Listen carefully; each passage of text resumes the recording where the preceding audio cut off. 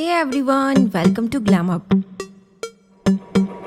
ज़ैद Hadid एक ऐसे model है जिनका नाम दुनिया भर में अपनी फिजिक और पर्सनैलिटी की वजह से फेमस है और आज बिग बॉस में उन्हें सब पसंद भी कर रहे हैं। पर उनका बचपन काफी कठिनाइयों भरा था और छोटी उम्र से ही उन्होंने न सिर्फ पैसों की तंगी देखी बल्कि अपने माँ बाप के बिना उनका बचपन बीता। पर उनकी ये बचपन की कहानी लोगों को आधी अधूरी या फिर घूमी फिरी ही पता है। काफी कम लोग ये बात भी नहीं जानते कि ज़ैद मुस्लिम है या फिर क्रिश्चियन और अपने माँ बाप के छोड़कर चले जाने के बाद उन्हें पेट भरने के लिए एक हफ्ते तक रोड पर पड़े खाने का कचरा खाना पड़ा था। कौन कौन है उनकी फैमिली में, उनके पेरेंट्स अब कहाँ है, कैसे हुई थी उनकी माँ से उनकी आखिरी मुलाकात, ज़ैद के कितने बच्चे हैं और गरीबी में रहने के बाद कैसे कंप्लीट की उन्होंने अपनी पढ़ाई। ज़ैद हदीद के बचपन के स्ट्रगल से लेकर आज उनके इतने बड़े मॉडल बनने की इंस्पायरिंग स्टोरी के बारे में आज हम इस वीडियो में जानने वाले हैं। तो बने रहिए इस वीडियो के एंड तक। बट उससे पहले मेरी आप सभी से रिक्वेस्ट है कि प्लीज मेरे इस वीडियो को लाइक करके आप चैनल को सब्सक्राइब जरूर करें और मुझे 4 लाख सब्सक्राइबर्स तक जरूर पहुंचाएं।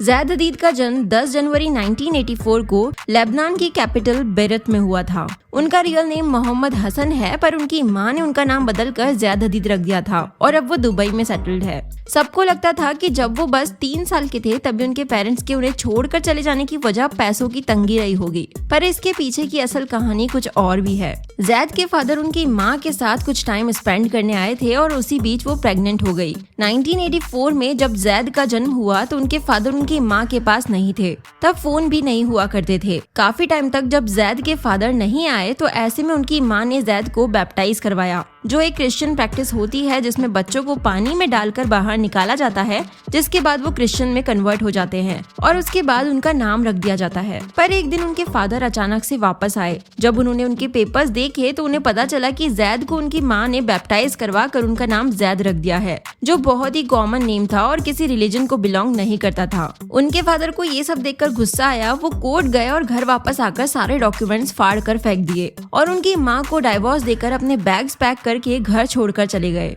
वहीं दूसरी तरफ ज़ैद की माँ को लगा कि ज़ैद के फादर अब वापस आ गए हैं, तो उन्होंने भी अपने बैग्स पैक कर लिए। वो ज़ैद को मार्केट जाने की बात बोलकर उन्हें पड़ोसियों के घर के बाहर छोड़कर अपने पेरेंट्स के घर चली गई थी। ज़ैद के जब माँ बाप दोनों उन्हें छोड़कर गए तो एक हफ्ते तक वो रूम में ही पड़े रहे और रेस्टोरेंट के बाहर कचरे से फेंका हुआ खाना उठाकर खा लेते थे और फिर वापस घर आ जाते थे। तभी एक दिन उनके पड़ोसी, जो एक लाइब्रेरी भी चलाते थे, उन्होंने उन्हें ये सब करते हुए देखा तो उन्हें बहुत गुस्सा आ गया और वो चिल्लाने लगे कि कैसे इसकी माँ अपने बच्चे को छोड़कर जा सकती है। वो ज़ैद को उनके घर ले जाकर बहुत देर तक दरवाजा खटखटाते रहे पर कोई बाहर नहीं आया। बाद में पता चला कि ज़ैद के फादर वो मकान भी बेच चुके थे।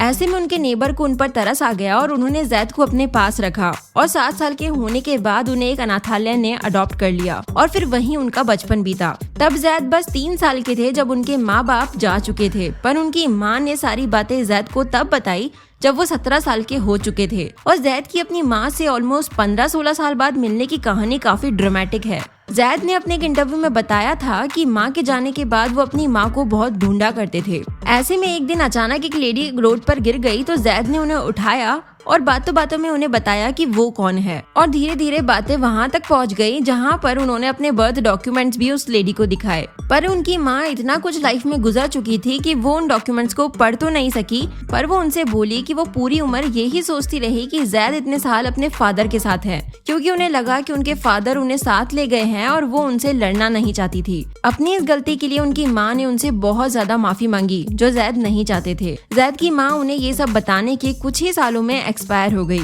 और ज़ैद ने बताया कि अपने फादर से बिछड़ने के बाद वो उनसे कभी नहीं मिले, पर उनके फादर भी अब इस दुनिया में नहीं है। अपनी इन्हीं परिस्थितियों की वजह से उन्हें ठीक से पढ़ने की भी अपॉर्चुनिटी नहीं मिल पाई, पर जैसे तैसे उन्होंने इंटरनेशनल मार्केटिंग में बैचलर डिग्री कंप्लीट की। उनकी पर्सनल लाइफ की बात करें तो उन्होंने साल 2017 में एक फिटनेस मॉडल और डाइटिशियन रमोना खालिल से शादी की और जनवरी 2019 में उनकी बेटी कैडेलिया हादिद का जन्म हुआ। पर बेटी के जन्म के बाद ही ज़ैद और रमोना का डाइवोर्स हो गया और दोनों एक हेल्दी रिलेशनशिप रखकर अपनी बेटी की परवरिश कर रहे हैं। पर ज़ैद ने एक बिग बॉस OTT 2 के एक एपिसोड में ये भी रिवील किया था कि उनके 2 बच्चे हैं और वो एक डाइवोर्सी है, पर उन्होंने अपने दूसरे बच्चे के बारे में कोई इन्फॉर्मेशन शेयर नहीं की और ना ही उनके सोशल मीडिया अकाउंट्स पर कहीं भी इस रिगार्डिंग इन्फॉर्मेशन अवेलेबल है। बात करें उनके करियर की तो जब ज़ैद बस 11 साल के थे तब राह चलते लोगों से उन्हें काफी अटेंशन मिला करता था और ये अटेंशन ही उनके मॉडलिंग जर्नी की शुरुआत शुरुआत का पहला कदम था। पहले उन्होंने कुछ कमर्शियल्स और फोटोशूट्स में काम करना शुरू किया और लगातार मेहनत और डेडिकेशन से उन्हें मॉडलिंग में वो position milli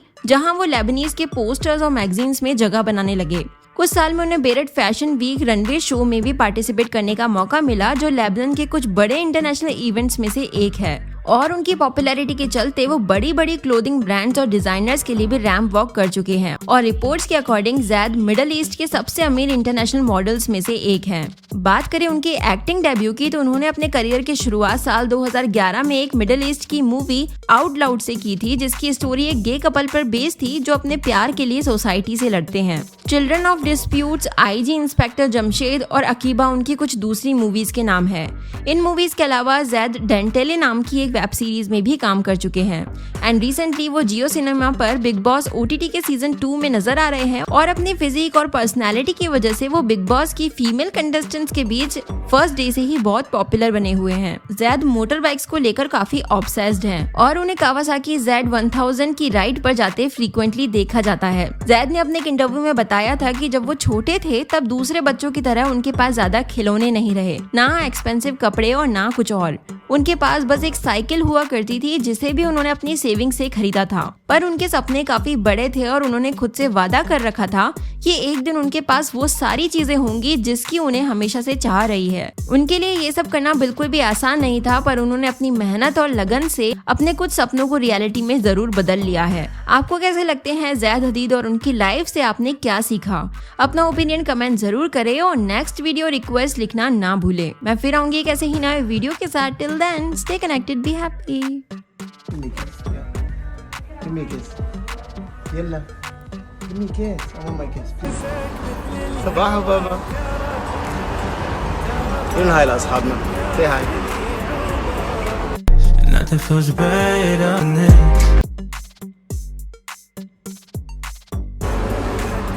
مين حبيبي أنا؟ مين حياتي أنا؟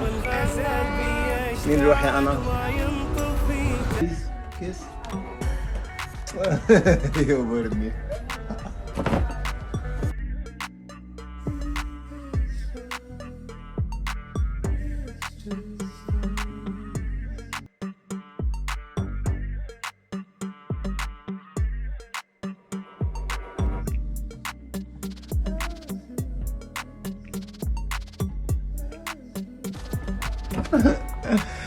I got my kiss for today.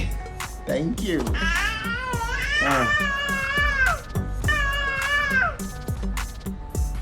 تغنجيني كتير اليوم.